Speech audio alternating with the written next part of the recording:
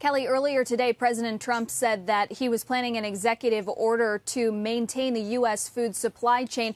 And now Reuters and Bloomberg are reporting that the executive order could come as soon as today. And in that, the president will mandate that meat processing facilities remain open. The executive order will use the Defense Production Act to make sure that they do so, and will also outline some guidelines for how some of these plants can continue their operations safely. This comes, of course, Kelly, after multiple outbreaks at facilities owned by Tyson Foods and Smithfield Foods, and an executive at Tyson warning that the food supply chain could be broken because of hundreds of employees being sick and plants forced to shutter. But the White House is going to take matters into its own hands and invoke the Defense Production Act to make sure that that supply chain goes unbroken. Yeah, Kelly? Kayla, this is scary stuff. I mean, you have an official telling Reuters that without the order, the majority of processing plants, meat processing plants, could have closed for a period of time, reducing capacity by as much as 80%. I mean, that is terrifying stuff.